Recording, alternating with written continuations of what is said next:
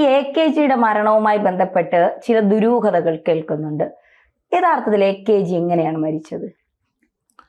ഈ കമ്മ്യൂണിസ്റ്റ് നേതാക്കന്മാർ മരിച്ചത് എങ്ങനെയാണെന്ന് ചോദിക്കുന്നതിൽ വലിയ അർത്ഥമില്ല. കാരണം കമ്മ്യൂണിസ്റ്റ് പാർട്ടി എന്ന് പറയുന്ന പ്രസ്ഥാനത്തിനകത്ത് അത്രയും നിരവധി ദുരൂഹതകളുള്ള പ്രസ്ഥാനമാണ് കമ്മ്യൂണിസ്റ്റ് പാർട്ടി. കേരളത്തിലെ AKGയിലേക്ക് ജീവിതത്തിൽ ഇത് അങ്ങനെ തന്നെയാണ്. കാരണം AK ഗോപാലൻ്റെ മരണത്തെ സംബന്ധിച്ചും അദ്ദേഹത്തിൻ്റെ വേർപാടിനെ സംബന്ധിച്ചുമൊക്കെ കൃത്യമായിട്ടുള്ള പുസ്തകങ്ങളിൽ പരാമർശമുണ്ട്. പക്ഷേ ഇതൊന്നും മാർക്സിസ്റ്റ് കമ്മ്യൂണിസ്റ്റ് പാർട്ടി അംഗീകരിച്ചിട്ടില്ല. ഇപ്പം ഞാൻ ഉദാഹരണം പറഞ്ഞാൽ AKG മരിക്കുന്നത് 1976 ഡിസംബർ മാസത്തിൽ പെരളശ്ശേരിയിൽ നടക്കുന്ന ഒരു യോഗത്തിൻ്റെ ഭാഗമായിട്ടാണ്. ആ യോഗത്തിൽ അദ്ദേഹം പ്രസംഗിച്ചുകൊണ്ട് വെക്കുന്നു. ഒരു ഹാൻഡ് മൈക്ക് ഉണ്ട് ആ സമയത്ത് കയ്യിൽ. അന്നൊക്കെ അതിന് ഏകദേശം അദ്ദേഹത്തിന് വയ്യാത്തൊരവസ്ഥയൊക്കെ ഉണ്ട് കേട്ടോ. അദ്ദേഹം ഇങ്ങനെ പ്രസംഗിച്ചുകൊണ്ട് നിൽക്കുന്ന സമയത്ത് ഹാൻഡ് മൈക്ക് എടുത്ത് പ്രസംഗിച്ചപ്പോൾ പോലീസുകാർ വന്നിട്ട് തടസ്സപ്പെടുത്തി. പ്രസംഗിക്കാൻ പറ്റില്ല എന്ന് പറഞ്ഞു മൈക്ക് വെച്ചിട്ട്. AKG പറഞ്ഞു, എൻ്റെ നാട്ടിലെ ജനങ്ങൾക്ക് എൻ്റെ ഭാഷണം കേൾക്കണം, എൻ്റെ ശബ്ദം കേൾക്കണം, അത് അവർക്ക് ഇഷ്ടമാണ്, അതുകൊണ്ട് ഞാൻ ഹാൻഡ് മൈക്കിൽ സംസാരിക്കും എന്ന് പറഞ്ഞിട്ട് പ്രസംഗിക്കാൻ ആരംഭിക്കുകയാണ്. ആ സമയത്ത് തടുത്ത പോലീസ് ഉദ്യോഗസ്ഥന് നേർക്ക് AKG കയ്യോങ്ങുകയാണ്. ആ കയ്യോങ്ങിയിട്ടുള്ള AKGക്ക് പിന്നെ പ്രസംഗം പൂർത്തീകരിക്കാൻ സാധ്യതയില്ല. അത് വെച്ചിട്ട് അദ്ദേഹം പാരാലിസിസ് ആവുകയാണ്. പിന്നെ ഞാൻ മനസ്സിലാക്കുന്ന ഏകദേശം ഒരു 3 മാസത്തോളം അദ്ദേഹം അവിടെ തിരുവനന്തപുരത്ത് ആശുപത്രിയിൽ മറ്റേക്കായിട്ട് കഴിഞ്ഞുകൂടേണ്ടി വന്നു. അത് കഴിഞ്ഞിട്ടാണ് AKG മരിക്കുന്നത്. ഈ മരണത്തെ എന്തുകൊണ്ടോ എനിക്ക് മനസ്സിലായിട്ടില്ല, കമ്മ്യൂണിസ്റ്റ് പാർട്ടി അംഗീകരിച്ചിട്ടില്ല. കാരണം കമ്മ്യൂണിസ്റ്റ് പാർട്ടിയെ സംബന്ധിച്ച് മാർക്സിസ്റ്റ് കമ്മ്യൂണിസ്റ്റ് പാർട്ടിയുടെ നേതാക്കന്മാരുടെ മരണത്തെ സംബന്ധിച്ച് ഒക്കെ ദുരൂഹതകളുണ്ട്. ഇപ്പം നമ്മൾ പി കൃഷ്ണപിള്ളയെ കുറിച്ച് കേട്ടിട്ടുണ്ട്. എങ്ങനെ പി കൃഷ്ണപിള്ള മരിച്ചത്? പാമ്പ് കടിയേറ്റിട്ടാണ്. ഏത് പാമ്പ കടിച്ചത് അറിയാൻ പാടില്ല. ആരെങ്കിലും കണ്ടവരുണ്ടോ പാമ്പിനെ കണ്ടോ? കണ്ടിട്ടില്ല. പക്ഷേ മറിച്ച് പാമ്പ് കടിയേറ്റാണ് പി കൃഷ്ണപിള്ള മരിച്ചെന്ന് പറഞ്ഞിട്ട് വലിയ പ്രചാരണം നടത്തും. അദ്ദേഹം മരിച്ചതിന് അദ്ദേഹത്തിന് സ്മാരകമുണ്ട് മുഹമ്മദയിൽ. ആലപ്പുഴ ജില്ലയിലുള്ള മുഹമ്മയിലാണ് അദ്ദേഹത്തിന് സ്മാരകമുള്ളത്. ആ സ്മാരകം തീവച്ച് നശിപ്പിച്ചു കമ്മ്യൂണിസ്റ്റുകാർ.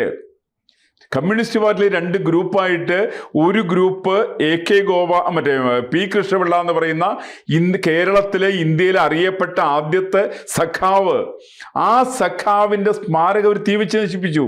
അതുകൊണ്ട് കമ്മ്യൂണിസ്റ്റ് പാർട്ടിക്ക് അതിൻ്റെ നേതാക്കന്മാർ AKG ആണെങ്കിലും അല്ലെങ്കിൽ പി കൃഷ്ണപിള്ളയാണെങ്കിലും EMS ആണെങ്കിലും അവരൊന്നും ചരിത്രം പഠിക്കാൻ താല്പര്യമില്ല.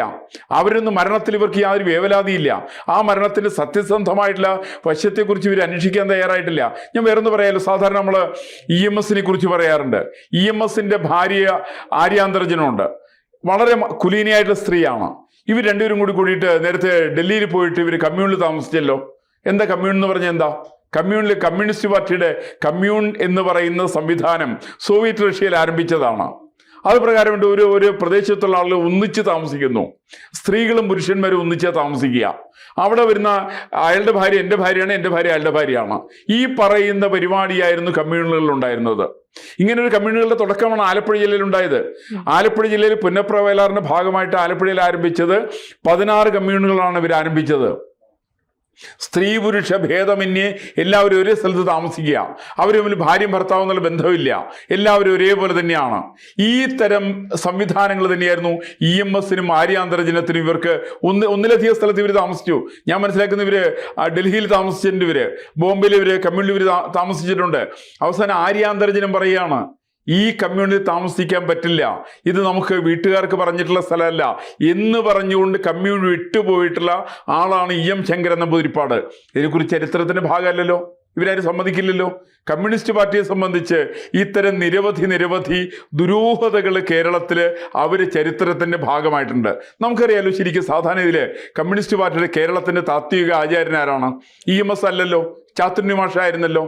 ചാത്തുണ്ണി മാഷാണ് ഏറ്റവും വലിയ പണ്ഡിതനായിരിക്കുന്ന കമ്മ്യൂണിസ്റ്റ് പാർട്ടി നേതാവ് ഉണ്ടായിരുന്നത്. എന്തായിരുന്നു ചാത്തുണ്ണി മാഷിൻ്റെ അവസ്ഥ? എന്തായിരുന്നത്?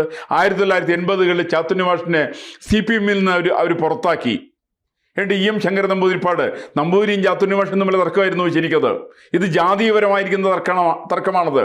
അങ്ങനെ തർക്കം മൂത്ത് ചാത്തുണ്ണി മാഷെ പുറത്താക്കിയതിന് ശേഷം 1986 MV രാഘവനെ പുറത്താക്കിയ സമയത്ത് EM ശങ്കരൻ നമ്പൂതിരിപ്പാട് അവിടെ കോഴിക്കോട് വന്നിട്ടൊരു പ്രസംഗം നടത്തിയിരുന്നു. അദ്ദേഹം പറഞ്ഞത്, ചാത്തുണ്ണി പോയ സമയത്ത് ഒരു പട്ടി പോലും കൂടെ പോകാനുണ്ടായില്ല എന്നാ പറഞ്ഞേ. പിന്നെയാണ് രാഘവന്റെ കൂടെ പോകണമെന്നാണ് ചോദിച്ചത്. എന്ന് വെച്ചാൽ കമ്മ്യൂണിസ്റ്റ് പാർട്ടി കൃത്യമായിട്ട് ചില അജണ്ടകൾ നിശ്ചയിച്ച് ചാത്തുണ്ണി മാഷെ പുറത്താക്കി, KR ഗൗരിയമ്മയെ പുറത്താക്കി, MV രാഘവനെ പുറത്താക്കി. അതിനു മുമ്പ് പി കൃഷ്ണപിള്ളയുടെ ഒരു മരണം നടന്നു. ആ മരണത്തിന്റെ ദുരൂഹത വേറെയാണ്.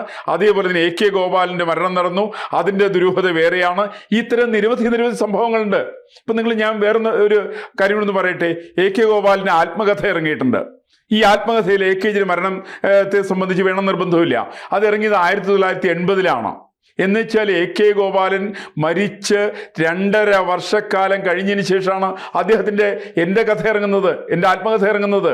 ഈ കഥയ്ക്കത് വേറെ പല അതിനകത്ത് പലതും കൂട്ടിച്ചേർത്തിട്ടുണ്ട്. ഈ കൂട്ടിച്ചേർത്തതിൽ അദ്ദേഹം ഏറ്റവും കൂടുതൽ പങ്കെടുത്ത അടിയന്തരാവസ്ഥയിൽ സമരത്തെക്കുറിച്ച് പറഞ്ഞിട്ടില്ല. അതിനകത്ത് അടിയന്തരാവസ്ഥ ഒരു ചാപ്റ്റർ അതിനകത്തില്ല, AK ഗോപാലിൻ്റെ പുസ്തകത്തിനകത്തില്ല. മറിച്ച് ഒരുപാട് കഥകൾ പറഞ്ഞിട്ടുണ്ട്. കണ്ടോത്ത് സമരത്തെ സംബന്ധിച്ച് അവർ പറഞ്ഞിട്ടുണ്ട്. നല്ല കാര്യം തന്നെയാണ്. അല്ലെങ്കിൽ അദ്ദേഹം നടത്തിയിരിക്കുന്ന മിച്ചഭൂമി സമരങ്ങളെക്കുറിച്ച് പറഞ്ഞിട്ടുണ്ട്. ഏതൊക്കെ കാര്യങ്ങളാണോ അദ്ദേഹത്തിൻ്റെ ജീവിതത്തിൽ നിന്ന് കമ്മ്യൂണിസ്റ്റ് പാർട്ടിക്ക്, പ്രത്യേകിച്ച് മാർക്സിസ്റ്റ് കമ്മ്യൂണിസ്റ്റ് പാർട്ടിക്ക് അത് അനിവാര്യമായിരിക്കുന്നത്, ഈ അനിവാര്യമായതിനെ സംബന്ധിച്ച് മാത്രം ഉണ്ടാക്കുന്ന ചില ചരിത്രങ്ങളാണ് കമ്മ്യൂണിസ്റ്റ് പാർട്ടികളുടെ പലരുടെയും ആത്മകഥകളുടെ ചരിത്രം. അതാണ്. അത് EMSൻ്റെ അങ്ങനെയാണ്, AK ഗോപാലിൻ്റെ എങ്ങനെയാണ്, KR ഗൗരിയമ്മയുടെ അങ്ങനെയായിരുന്നു. ഒരു കാലത്ത് ഇവർ ഇറക്കിയതാണ്. അങ്ങനെ കമ്മ്യൂണിസ്റ്റ് പാർട്ടിയായിട്ട് ബന്ധപ്പെട്ട മുഴുവൻ ആളുകളും ചരിത്രം ശരിക്കതാണ്. തട്ടിപ്പിൻ്റെ ചരിത്രമാണ്, വഞ്ചനയുടെ ചരിത്രമാണ്. എനിക്ക് തന്നെ നല്ല അനുഭവമാണ്. ഞാൻ 2007-ലാണ് KR ഗൗരിയമ്മയെ കാണാൻ പോയി. ഗൗരിയമ്മയെ കാണാൻ പോയ സമയത്ത് ഞാൻ ഗൗരിയമ്മയോട് ചോദിച്ചു, അമ്മ വയലാറിൻ്റെ റാണി എന്നാണല്ലോ അമ്മയെ അറിയപ്പെടുന്നത് എന്ന് ചോദിച്ചതിന് ആ KR ഗൗരിയമ്മയുടെ ഉത്തരം എന്താണെന്ന് വെച്ചിട്ടുണ്ടെങ്കിൽ അതാ ഭ്രാന്തന്മാർ പറയുന്നതെന്നാണ് പറഞ്ഞത്. എനിക്ക് വയലാർ സമരത്തിൽ യാതൊരു പങ്കുമില്ല. വയലാർ സമരം നടക്കുന്ന സമയത്ത് ഞാൻ അവിടെ കോടതിയിൽ യുവ അഭിഭാഷക എന്ന നിലയ്ക്ക് ഞാൻ എൻ്റെ കോടതിയിൽ വാദിച്ചുകൊണ്ട് നടക്കുന്ന സമയത്താണ് 1947 ഒക്ടോബർ മാസം 27 നടക്കുന്ന വയലാർ സമരത്തിൽ എനിക്ക് ഒരു പങ്കുമില്ല എന്നാണ് ഗൗരിയമ്മ പറയുന്നത്.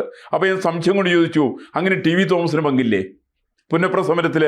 അതിനും അവർ ഉത്തരം പറയുന്നുണ്ട്.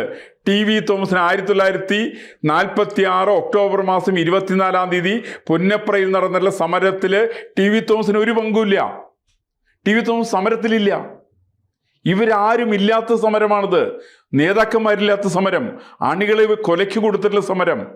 ഇങ്ങനെയുള്ളൊരു പ്രസ്ഥാനമാണ് കമ്മ്യൂണിസ്റ്റ് പാർട്ടി. എന്ന് മാത്രമല്ല, TV തോമസ് അന്ന് പുന്നപ്രയിലെ ആളുകളെ സമരത്തിന് അയച്ചിട്ട് അദ്ദേഹം എന്താ ചെയ്തെന്നറിയാമോ? ഈ വൈകുന്നേരം 4 മണിക്കാണ് ഒക്ടോബർ 24 വൈകുന്നേരം 4 മണിക്കാണ് അവിടെ, അന്ന് മഹാരാജാവിൻ്റെ ജന്മദിനം കൂടിയാണ്, 4 മണിക്കാണ് പുന്നപ്രയിലേക്ക് അവിടേക്ക് വലിയൊരു മാർച്ചൊക്കെ സംഘടിപ്പിച്ചു. ആ മാർച്ച് സംഘടിപ്പിച്ചതിന് ശേഷം ഇദ്ദേഹം നേരെ അവിടെയുള്ള കടപ്പുറത്ത് റിസോർട്ടിലേക്ക് പോയി. ആ റിസോർട്ടിൽ അന്നത്തെ SP ആയിരുന്ന വൈദ്യലിംഗ ശർമ്മ എന്നങ്ങ് അദ്ദേഹത്തിൻ്റെ പേര്, അദ്ദേഹം ഒന്നിച്ചിരി ചർച്ച നടത്തി. ഞാൻ എൻ്റെ ഡോക്യുമെൻ്റ് ഉണ്ടല്ലോ, ഞാൻ ഇറക്കാൻ പോകുന്ന പുസ്തകത്തിൽ ഞാനത് പറയുന്നുണ്ട്. എന്ന് വെച്ചാൽ TV തോമസ് എന്ന് പറയുന്ന മനുഷ്യന് പുന്നപ്ര സമരത്തിൽ യാതൊരു പങ്കുമില്ല. KR ഗൗരിയമ്മയ്ക്ക് ഇതിനകത്ത് യാതൊരു പങ്കുമില്ല. കമ്മ്യൂണിസ്റ്റ് പാർട്ടിയെ സംബന്ധിച്ച് അവരുടെ എല്ലാവരുടെയും മരണങ്ങൾ വളരെ വളരെ ദുരൂഹമാണ്. ഇതിനെ സംബന്ധിക്കുന്ന കൃത്യമായിട്ടുള്ള അന്വേഷണങ്ങൾ നടത്താറില്ല. ഞാനത് കമ്മ്യൂണിസ്റ്റുകാരൻ കൊന്നു എന്ന് പറയുന്നില്ല. പക്ഷേ AKGയുടെ മരണത്തെ സംബന്ധിച്ച് അടിയന്തരാവസ്ഥ കാലത്ത് സത്യസന്ധമായിട്ട് പെരുമാറിയിട്ടുള്ള ഏക കമ്മ്യൂണിസ്റ്റ് നേതാവിൻ്റെ പേര് AK ഗോപാൽ എന്നാണ്. അതുകൊണ്ടാണ് അദ്ദേഹത്തിൻ്റെ തുടക്കം തുടങ്ങിയിട്ട് ഒടുക്കം വരെയുള്ള 21 മാസക്കാലം അടിയന്തരാവസ്ഥയെ നഖശിഖാന്തം എതിർത്തിട്ടുള്ള ആളാണ്. ഞാൻ വേറൊന്നും കൂടി പറയട്ടെ. അദ്ദേഹം പാർലമെന്റിൽ ഒരു പ്രസംഗം നടത്തിയല്ലോ അടിയന്തരാവസ്ഥയ്ക്കെതിരായിട്ട്. ആ പ്രസംഗം ദേശാഭിമാനി ദിനപത്രം പബ്ലിഷ് ചെയ്തില്ലല്ലോ. അത് ഞാൻ ഇടയ്ക്ക് ഇദ്ദേഹത്തിന് K ബാലകൃഷ്ണൻ്റെ ഒരു പുസ്തകം വായിച്ചിരുന്നു, കമ്മ്യൂണിസ്റ്റ് പാർട്ടിയുടെ ചരിത്രം. അതിനകത്ത് എഴുതുന്ന കഥ എന്താണെന്ന് വെച്ചിട്ടുണ്ടെങ്കിൽ കമ്മ്യൂണിസ്റ്റുകാർ വിതരണം ചെയ്തു എന്നായി. ആരെ വിതരണം ചെയ്തത്? അന്ന് കുരുക്ഷേത്രം എന്ന് പറയുന്ന RSS ഇറക്കുന്ന ലോക സംഘർഷ സമിതി അച്ചടിച്ച് പുറത്തേക്ക് ഇറക്കുന്ന ആ ലഘുലേഖയിലാണ് AKGയുടെ പ്രസംഗം വന്നത്. കമ്മ്യൂണിസ്റ്റുകാരും കൊടുത്തില്ല, അത് ദേശാഭിമാനിൽ കൊടുത്തില്ല, ഒരു കമ്മ്യൂണിസ്റ്റ് വാരിക അത് കൊടുത്തില്ല. ഇത് ഇവർ വിതരണം ചെയ്തില്ല. ഇവരെ സംബന്ധിച്ച് AK ഗോപാലനും അദ്ദേഹത്തിൻ്റെ ഭാര്യയും സുശീല ഗോപാലനും ഒരു കാലത്തും കമ്മ്യൂണിസ്റ്റ് പാർട്ടി അംഗീകരിച്ചിട്ടുള്ളവരല്ല. ഞാൻ ചെറിയ ഉദാഹരണം കൂടി പറഞ്ഞാൽ മനസ്സിലാവും. 1991 സമയത്ത് അന്ന് കേരളത്തിൻ്റെ മുഖ്യമന്ത്രിയാവും നമ്മളോട് പറഞ്ഞത് സുശീല ഗോപാലനാവുന്നാ പറഞ്ഞേ. വലിയ തെരഞ്ഞെടുപ്പ് നടന്നു. അന്ന് കമ്മ്യൂണിസ്റ്റ് പാർട്ടിയുടെ നേതാവ് EK നയനാരാണ്. നയനാർ മത്സരിക്കാൻ അയച്ചില്ല അസംബ്ലി തെരഞ്ഞെടുപ്പിൽ. അതിനുശേഷം അവിടെ തെരഞ്ഞെടുപ്പ് വന്ന സമയത്ത് കമ്മ്യൂണിസ്റ്റ് പാർട്ടിക്ക് ഭൂരിപക്ഷം കിട്ടി. അപ്പോൾ സുശീല ഗോപാലൻ മുഖ്യമന്ത്രിയാവും നമ്മൾ ധരിച്ചു. ആളുകളോട്, ജനങ്ങളോട് മുഴുവൻ പറഞ്ഞു സുശീല ഗോപാലനാണ് മുഖ്യമന്ത്രി. അവസാനം മുഖ്യമന്ത്രി സമയത്ത് വന്ന സമയത്തോ ആ സമയത്ത് നയനാരും VS അച്യുതാനന്ദനും കൂടി കൂട്ടുകൂടിയിട്ട് അന്ന് CPM-ന്റെ സംസ്ഥാന സമിതി EK നയനാരെ മുഖ്യമന്ത്രിയായിട്ട് തിരഞ്ഞെടുക്കുന്നു. തെരഞ്ഞെടുപ്പിൽ മത്സരിക്കാത്ത EK നയനാര് തലശ്ശേരിയിൽ നിന്ന് പിന്നെ ഉപതെരഞ്ഞെടുപ്പിൽ മത്സരിച്ചെന്ന് കോടിയേരി ബാലകൃഷ്ണൻ മറ്റാ രാജിവെക്കുന്നത്. ആ രാജിവയ്പ്പിച്ച് തലശ്ശേരിയിൽ നിന്ന് മത്സരിച്ച് ജയിച്ച് കേരളത്തിന് മുഖ്യമന്ത്രിയാവുന്നു. സുശീല ഗോപാൽ ഔട്ട്. ഇതാണ് ചരിത്രം. AKജിയോട് മാത്രമല്ല, AKജിയോട് ഇവർക്ക് പകയുണ്ട്, കൃഷ്ണപിള്ളയോട് ഇവർക്ക് പകയുണ്ട്, സുശീല ഗോപാലിനോട് ഇവർക്ക് പകയുണ്ട്, KR ഗൗരിയമ്മയോട് ഇവർക്ക് പകയുണ്ട്, അതേപോലെ തന്നെ MV രാഘവനോട് ഇവർക്ക് പകയുണ്ട്. ഈ പറയുന്ന എണ്ണപ്പെട്ട നേതാക്കന്മാരെ മുഴുവൻ ഒരരുക്കാക്കുന്ന കാര്യത്തിൽ കമ്മ്യൂണിസ്റ്റ് പാർട്ടി ചില ആളുകൾ വഹിച്ചിട്ടുള്ള പങ്ക് വളരെ വളരെ വലുതാണ്.